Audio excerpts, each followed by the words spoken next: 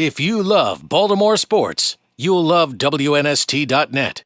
It really is. You can't count a team out at 10 or 11. 2 and 3 doesn't mean much. 3 and 4 doesn't mean much in this day and age. It makes it a little tougher for you. But the NFL is a bunch of. There's a very small group of teams at the top, and then there's a lot of teams that anybody can do anything, and then there's some junk at the bottom.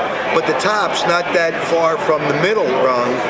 So, not like we were kids when in the late 70s, those Pittsburgh, Oakland, Rams, Cowboy teams were kind of like baseball. The Red Sox, the Yankees, those teams that spend in baseball, they're always going to be the upper echelon teams. But the cap changed everything in football. So it's just, in Philadelphia, it's now the agony of thinking about what could have happened, killing the quarterback, killing the coach. That's what fans do in Philadelphia. And what's it like to be the center of that? Seriously, like when we think of Philadelphia fans, we think of rotten, nasty, fire somebody, kill somebody, go to Mitch Williams' house and mess it up. And we think of those fans in Philadelphia, yet you are on the front line as being the voice of the Philadelphia fans for a generation, really. Well, you get nitwits, and there's a smaller segment of the nitwits.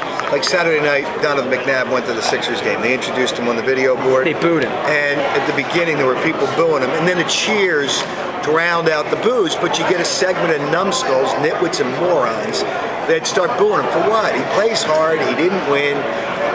He seems to me to be a right guy. I mean, through it all, for all that he's been through there. He doesn't have the personality that people accept. But when you look at quarterbacks in the league, tell me how many quarterbacks in the NFC that you would take over. I'm sure you would take 4, maybe 5. You're not going to take more than that. But not 5 years ago you wouldn't have. No, it's just, but that's what they do there. But they're passionate, and you get some idiots. But they are passionate. I'll give them that. Their passion is incredible. It's been a great year for Philadelphia sports. I mean, it really comes down to it. I mean, that Phillies championship, I have some dear friends of mine who are Philadelphia sports fans, and, the night of the World Series, we have a bar in Baltimore called McGurk's, owned by a Philadelphia guy. It's about 6 blocks from my house. And after the championship, we all just went down to the bar to see what... You could have been in South Street, you could have been in Manayunk, you could have been anywhere, but we were in downtown Baltimore.